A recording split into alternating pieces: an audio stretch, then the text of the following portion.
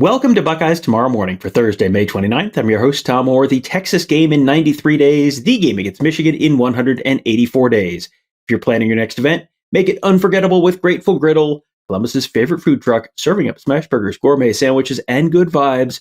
Book your catering today at gratefulgriddleoh.com. So Thursday, it is coming up. It is one of the big days on the college football calendar. Take a minute, think about why you think that might be. Yeah, you're wrong.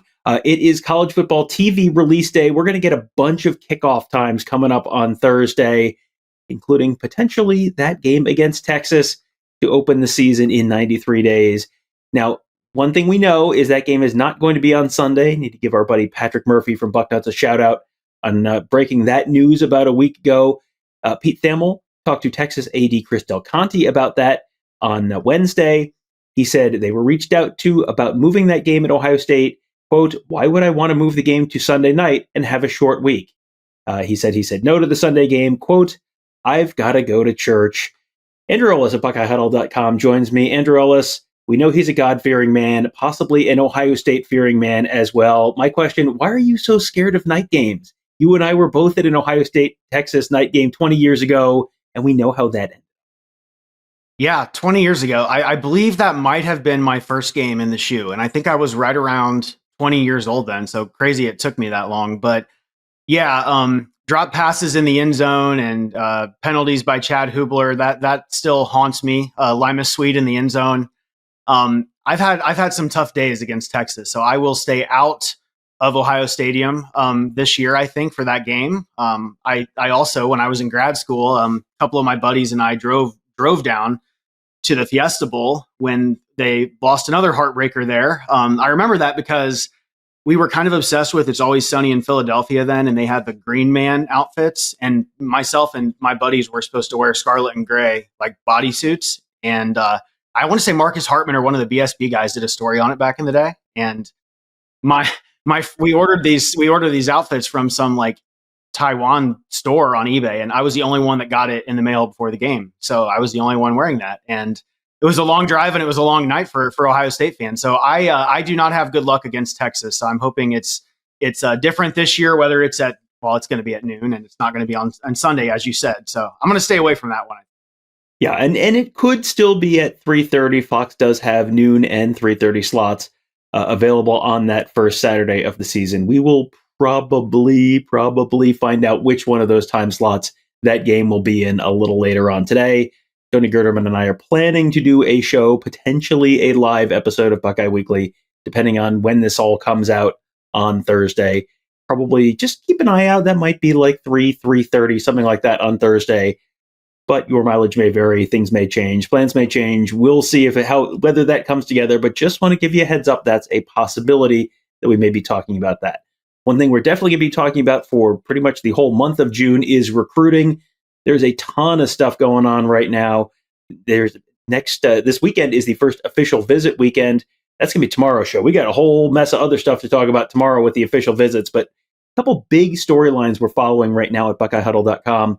The first is Cincere Johnson, linebacker out of the Cleveland area.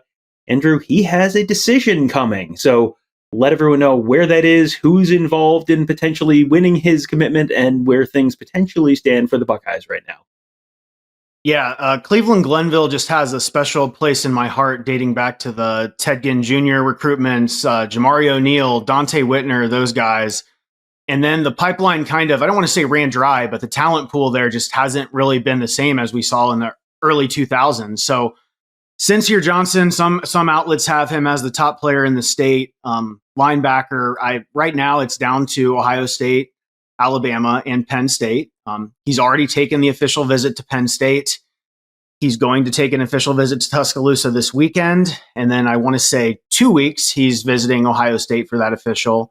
And then I believe it's the 19th, he's announcing his decision. So I think there's two sides to this. Like, you look at Glenville kid and you just automatically think Ohio State, even though we haven't seen the influx of talent from there like we used to.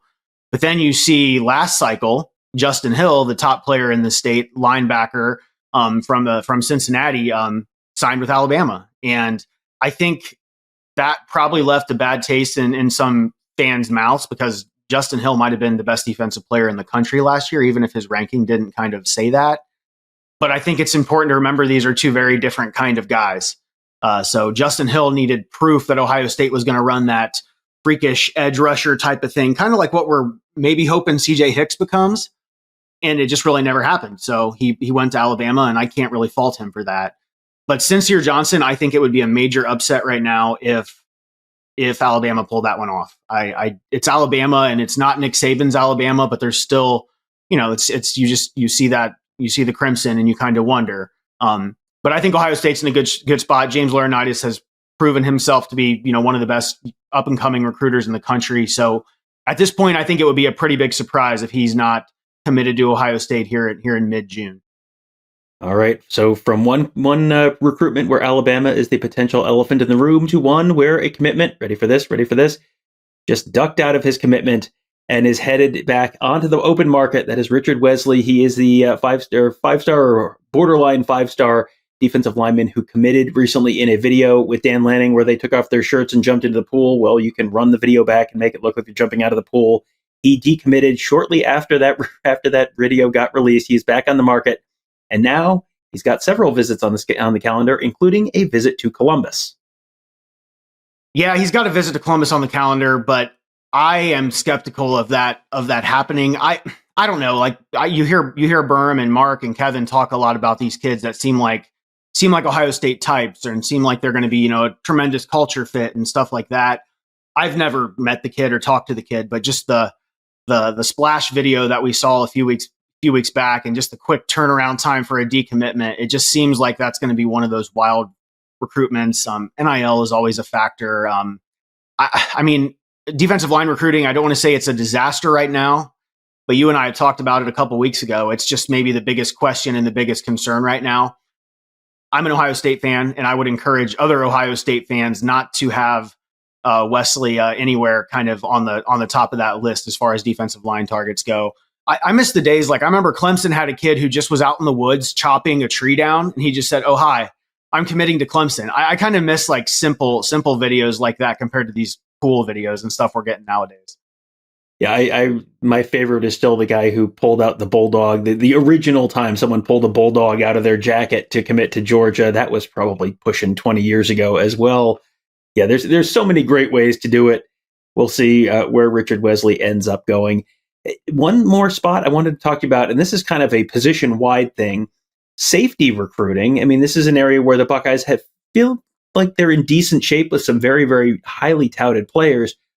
But it sounds like there could be potentially some changes there in terms of which names are going to be potentially closer to committing or higher on the board and which ones may be sort of shuffling away from Ohio State a little bit. Yeah, so if defensive line is a concern right now, I mean, safety recruiting is anything but. They went and plucked a kid out from Baton Rouge, Blaine Bradford, a five-star kid that everybody thought was going to LSU. Still maybe one of the most surprising commitments that I can remember since following this stuff closely. They've got Simeon Caldwell committed. I believe he's the cousin of Tim Walton. There's some type of a relationship there. And kind of the other names that we've talked about, Braylon Womack is a kid from Mississippi. I mean, it seems like Ohio State leads for that one. He's not announcing until, I believe, August, and he's getting ready to start his officials. I think he's in Florida this weekend. Auburn's in the running there. So I think right now it's just 100% focus on Braylon Womack. One of the names that had been on the visitor list this weekend, Donovan Webb, kind of a safety nickel type of player from down in Texas. I know Berm had an update on him today, but it doesn't seem like that one's going to happen. So it just seems like it's total focus on Braylon Womack. And if you can sign 2 5-star kids, one from Louisiana and one from Mississippi, I mean, that's something. I don't think we've ever seen anything like that before.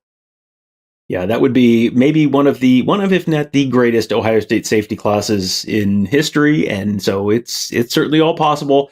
A lot of that is going to start to take shape over the course of the next month as we get into not only camp season but also official visit season.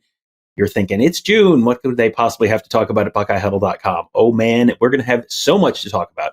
So many visits, so many camps, all sorts of that fun recruiting stuff. You know, you love it. You hate to love it, but you love it nonetheless. It is going to be a really, really interesting summer as the Buckeyes class of 2026 takes shape. And then of course, the 2025 football team gets ready to take the field as well. That's going to be a whole separate, very interesting story. We're going to be following it all for you at BuckeyeHuddle.com. We hope to see you there. That'll do it for today. Thank you guys all for joining us. Have a great day. We'll talk to you tomorrow.